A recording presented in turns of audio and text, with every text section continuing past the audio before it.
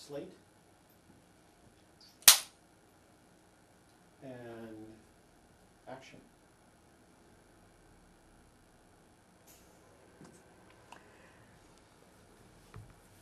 You can give me the count. Sorry. 3, 2. You're so used to me doing that. 3, 2, 1, and action. Hello, I'm Janet Bridgers with Earth Alert, and welcome to another episode of Heroes of the Coast. This is the program that brings you the personal stories of the people who've dedicated their lives to protecting the California coast for the rest of us. I'm very pleased to have as our guest today Dr. Charles Lester, the Executive Director of the California Coastal Commission. Dr. Lester, thank you for joining us. Thank you for having me. First, let's tell viewers a little bit about your background. Where are you from originally, and where did you go to school? Well, originally I was born on the East Coast in New Haven, Connecticut, and spent some time as a young child in Rockville, Maryland, outside of D.C. Grew up in Boulder, Colorado. My parents went out there for the university, and from there made my way through New York City in college and back to the West Coast, Berkeley, for graduate school and law school. So you've seen a lot of the country in your... Yeah, I'd say so, yeah. So what was your position before you came to the Coastal Commission? How did you come to the Coastal Commission? Well, I originally got interested in the Coastal Commission as a graduate student when I was at Berkeley, and studied the commission, and also did some work with the commission as an intern and a young analyst. But then I went to the University of Colorado, back to Boulder, Colorado, to be a faculty member at the university there in the political science department. So I was originally on an academic track, doing environmental law and policy and political science, and did that for about 4 years, and then an opening arose at the Coastal Commission. I knew people here, including Peter Douglas, the last executive director, and found my way back to the commission and have been here for the last 15, 16 years. And that's maybe enough time to the Coastal Commission and coastal law is very complex. And have even studying it myself as a layperson and an activist. I'm glad you have many years understanding it. You're the fourth executive director of the Coastal Commission, only the fourth in 40 years. How does that feel? Well, as I said almost a year ago when I was appointed, it's an honor and a privilege to be asked to take on that responsibility. There have only been 3 executive directors, but Peter Douglas was the director for 25 years, so that's partly why there's only been 3. 25 out of the 40 years were, held by him. But the program, as you know, has a tremendous legacy of achievement in California, and so to be able to, take on this role relative to the program is just an honor, and a part of my commitment to public service that is very valuable to me. It's safe to say that he was a lion in the position and the way he went after it, and his retirement and subsequent death last spring, is difficult.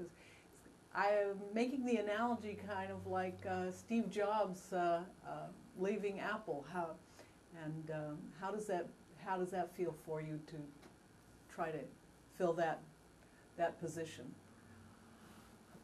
Well, I don't know much about the internal workings of Apple, so I don't know if there's an analogy there, but I do know the influence that Peter had on the organization and the program, and of course anyone who is directing a program for 25 years is going to influence that program, but Peter was such a charismatic leader and had a lifelong commitment to the coast and coastal protection that he was even more than just charismatic. He lived and breathed the program. So obviously there was a strong influence there.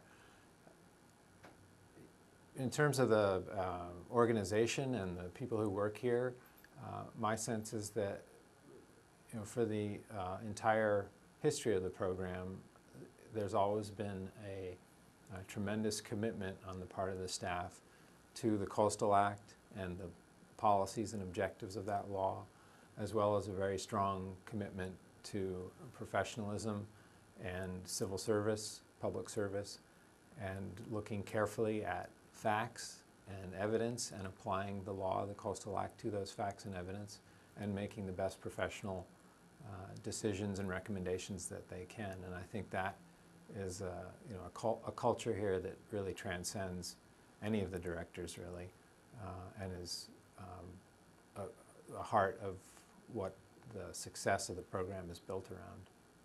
So what they refer to in the business world, the corporate culture, is intact here. Oh, I'd say very much so. I mean, obviously it's hard for any organization to lose a director, particularly one who's been with the program for so long. I'm not saying it hasn't been challenging in a transition, but I think the commitment and the resolve of people who are interested in coastal protection with the agency is strong. Now, perhaps you've already answered this question, but what do you think the Coastal Commission, both the commissioners, the staff, I mean the whole organization's greatest strength is? Well, it's always hard for me to pick one thing in questions like that, but so I'd really focus on a number of things. One is the staff and the commitment, the professional commitment, the level of civil service that people who work for the commission have, and I think that is critical to any program's success. But I also think you can't discount the law in this case. The Coastal Act, as you know, is broad and big picture, but it also elaborates some very specific objectives for California in terms of coastal protection, whether it's maintaining public access or protecting rural visual scenic resources or maximizing agriculture. There's just a wide range of objectives, and the way the policies and the law is written has provided a context for taking care of the issues that need to be addressed, but also being able to provide a broad enough context that every community within California could work within those objectives well and still be generally arriving at the same place in terms of coastal protection. So the law is really important.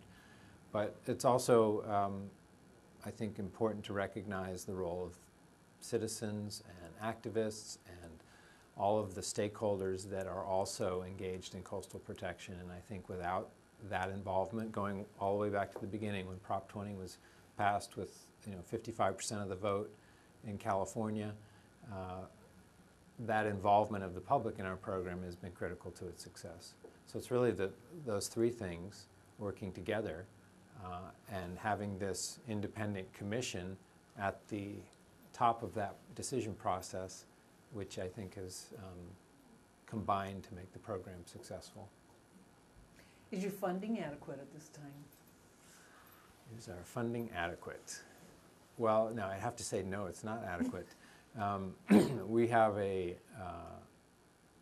we're in the middle of a fiscal crisis, as you know, and so I believe many governmental programs are not being adequately funded now. And for valid reasons, there's not a lot of resources out there right now, and it's a struggle, and it's hard to make a case for additional funding when basic human needs are not being met in many areas. But the coastal program is level funded now. We aren't getting cut dramatically, which is a good thing. We are continuing to endure staff furloughs and sort of general across the board reductions in budgeting in order to do our part in the state budget process. But the program also has a long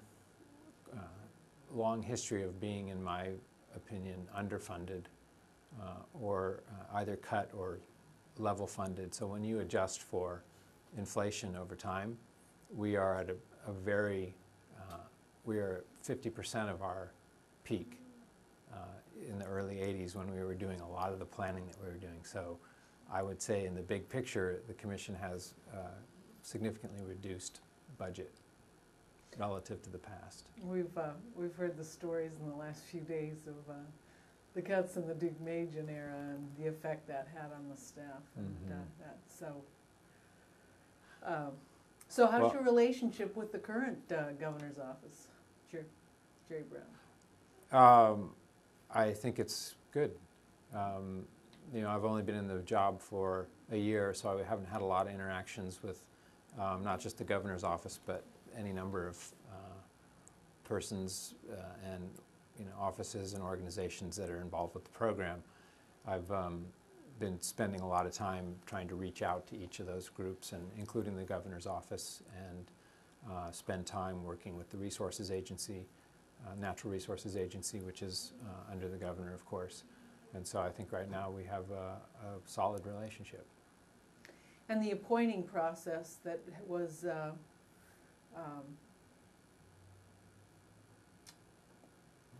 last court decision, established that the appointments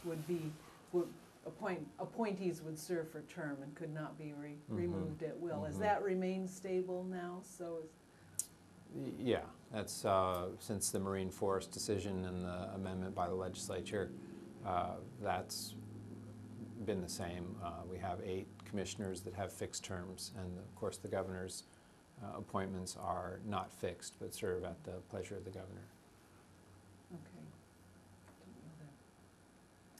So the Prop 20 generation is aging.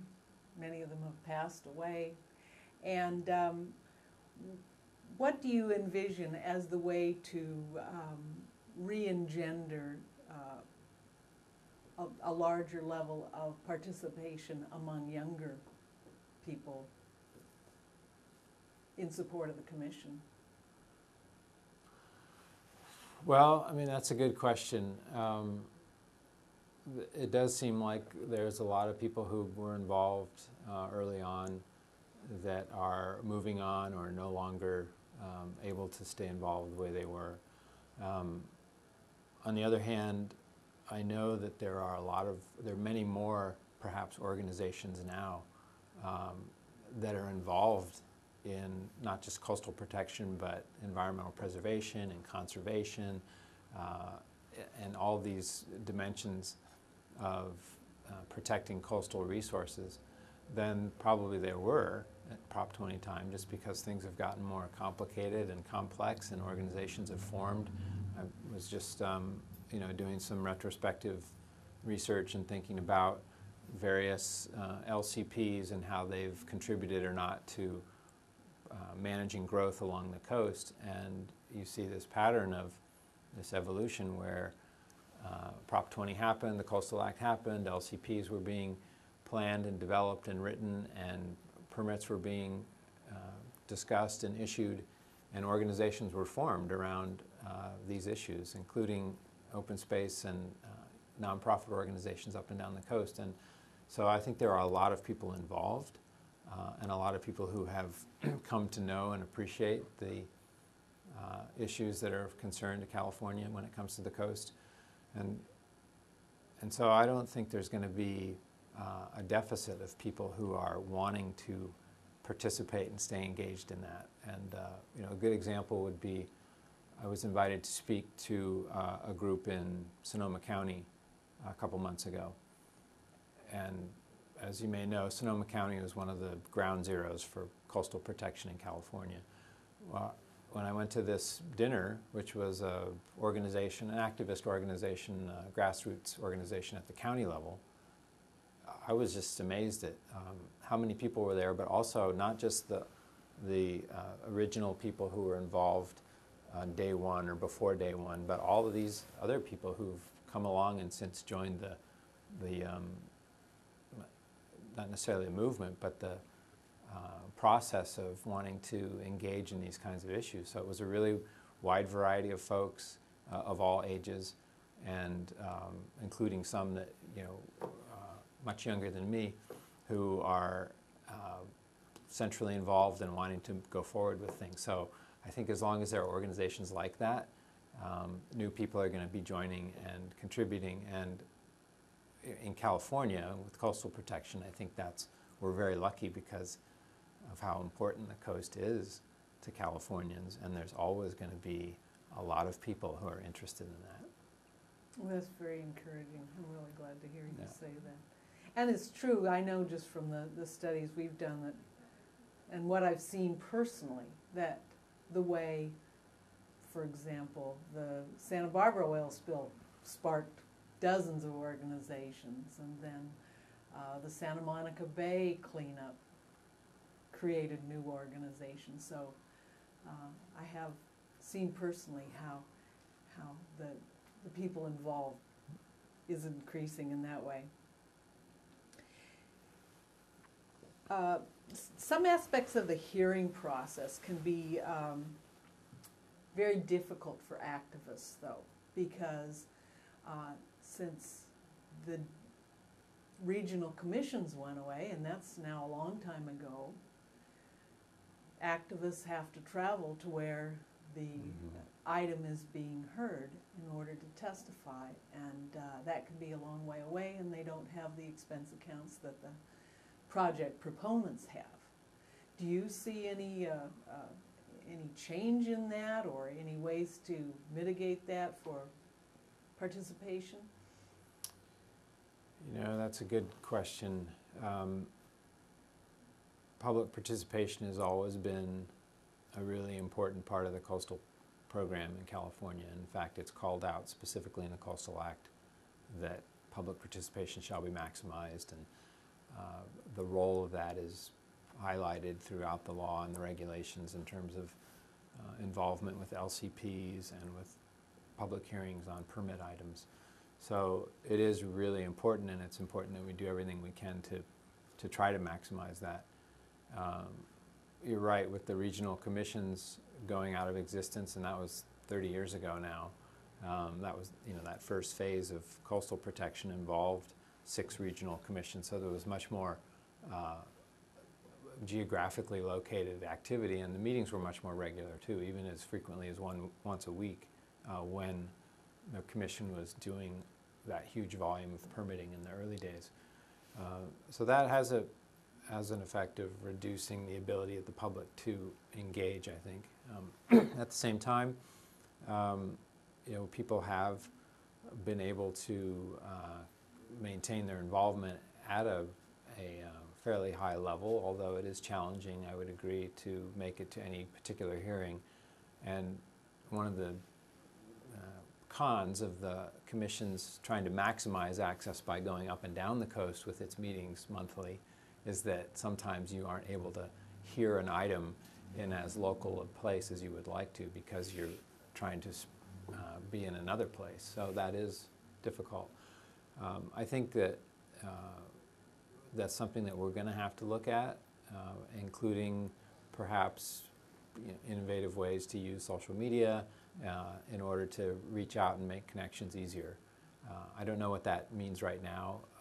Those sorts of things require thinking through and investment and resources, and so hopefully we'll be able to continue that tradition that we have and do right by the public part of the process. Certainly there are electronic options that haven't been used in the past, but Skype is what comes to mind for me. People get Skyped in for their 3 minutes. Yeah, of testimony. well, that's something that we have. I definitely think it's worth looking at. I used to be one of those people who was on the cutting edge of technology, and now I actually see myself sort of, my 9-year-old is doing some things that I don't know how to do now. But I do think that we need to look at all kinds of mechanisms. There's always trade-offs with participation and mechanisms, and 3 minutes is never enough. 3 minutes can be too long sometimes, and so you need to figure out strike that balance in a way that enables the work to get done, but also provides that opportunity. What is your ability to assess the pressure, the public pressure on the appointing authorities, and whether, meaning the Senate and Assembly, people who appoint commissioners? Are you able to tell what kind of, do you get any feedback, what they're hearing? Like, we want more pro-coast, or you've got too many pro-coast people on that commission? Do you get any of that feedback? You know, generally I don't have yet a lot of experience with that aspect of the program, you know, having been in this position less than a year. But I think it's always important for people to express what they think about not just coastal policy, but any policy area to their representatives, and so it would be important for people to, if they have a strong feeling about, you know, how the Coastal Act ought to be interpreted and implemented, and or what's happening or not that needs to be addressed, that should be expressed to people who may be able to influence who gets appointed to the Coastal Commission. Let's talk about, at least in brief, some of the bigger challenges that are going to be coming up for California and the coast. And the one that is at the top of the list is rising sea levels.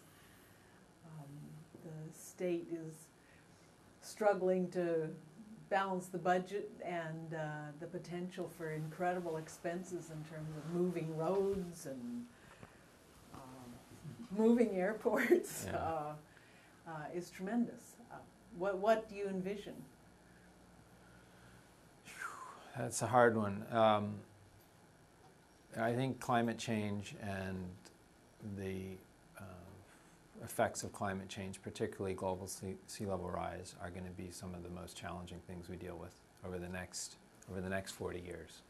You know, we have studies that have come out now that are projecting ranges of sea level rise in California, and it depends on where you are and what's going on geophysically, but you know, significant changes in the level of sea level rise, 4.5 feet, for example, over 100 years. But in the next 40 years, you'll see significant changes which will have an impact on coastal resources. And so we do need to begin projecting that out in particular places and asking what we need to do to respond to it. And you know, a lot of the issues that we're going to have to deal with are not new, in the sense that the Coastal Commission has always struggled with coastal erosion, for example, and how to address the tension between what the ocean wants to do, erode bluffs and move inland, and the fact that we've developed in a lot of those locations and we can't move that development, and so we end up building seawalls, and then seawalls have negative impacts on beaches. That whole dynamic is not a new dynamic, but it's going to become much more exacerbated and critical. And so I think we're going to be struggling, as we already are in certain places, to protect our beaches and our recreational resources in urban areas where we aren't able to retreat. You know, if there wasn't any development there, the beach is naturally going to move back as the sea level rises. But if you can't move back, if there's a seawall, the beaches are the place that's going to get squeezed. And so I think we need to begin planning again, you know, reinvest in our planning with projections of sea level rise in mind, and ask, how are we going to save some of these recreational beach resources that we, you know, value so highly? Because we're not going to be able to stop the sea from rising. It's that horse is out of the barn, and there isn't much we can do to change that in our lifetime, and you know, our kids and kids' lifetimes, I think. So what we need to do is figure out how to adapt. And we have a mechanism in place. We have a great law. We have a great process that allows local governments to develop plans and work with the Commission to make sure those plans are addressing our statewide interests in coastal protection. but those plans need to be updated to address this kind of thing. And that goes back to your budget question. That's not going to happen on its own. Both the commission and local governments are overwhelmed with the need for planning resources, and there isn't enough. So we need to figure out how to get that reinvestment somehow to do that planning. And is there a provision in the Act for local coastal plans, LCPs, to be revised? Is there? You know, there isn't a mandatory update provision. There is a provision that says that LCP should be reviewed periodically every 5 years, and gives the commission the ability to do that review and then make recommendations as to how to update an LCP to assure that you know, new circumstances or implementation issues are being addressed in order to meet the goals of the Coastal Act. But there's no requirement there, and the ultimate mechanism is a letter to the legislature that the commission can write to say this LCP needs to be updated in the following ways, and then that's it. But there's no requirement. So that's been a topic of concern over the years, that we don't really have a mechanism to update the plans. On the other hand, local governments themselves have been realizing that their plans are in need of update.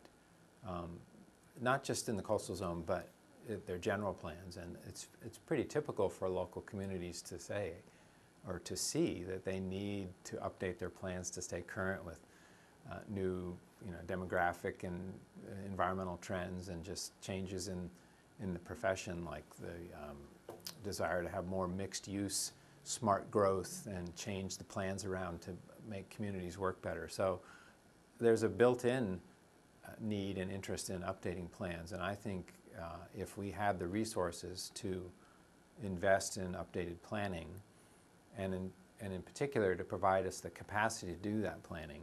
If you don't have enough resources to do the planning, people get frustrated, because planning is very intensive in terms of participation. If you have those resources, I think there's a mutual interest among many in doing LCP updates, particularly to deal with things like climate change. So that's one of the things that I'm interested in trying to find the resources and support for, is investing in LCP updates around issues like climate change and other planning issues generally. So I don't think we need to look for some kind of change in the Coastal Act necessarily, as opposed to a new commitment to that process that we already laid out as being the way to do this. Invest in state-local collaboration on this issue. So we're very close to the end of the half hour, and it always goes so swiftly. I'm surprised. But you mentioned that you feel that recreational need will be a primary objective of planning in the future. Does that mean more public access, less might be available? I think we're going to have to keep looking for more and enhanced access. Population projections are 60 million people, I think, in California in 40 years from now. So if you look at the next 40 years, population is not going down. There's going to be demand to use the shoreline and beach resources. At a certain point, there's only a finite amount of coast, and that's why this issue of what's going to happen to our beaches is really important. And you're going to have ongoing issues between the public's desire to get to the beach and residential areas along the shoreline, just the capacity of our roadway systems and the ability to park. Those are all going to continue. So we're going to have to find a way to do it. Dr. Lester, this has been a great privilege and fascinating half an hour. Thank you for joining us. Oh, you're welcome. Thank you. Viewers, thank you for joining us and spending a half hour with Heroes of the Coast. 3, 2, 1, cut, and turn off your recorder. Stop the board. Well, Hold your positions, please. You're free to talk. You just Oh, yeah, have to stand okay. close. we just Yeah. can't rip off the Be microphones very careful. and run away.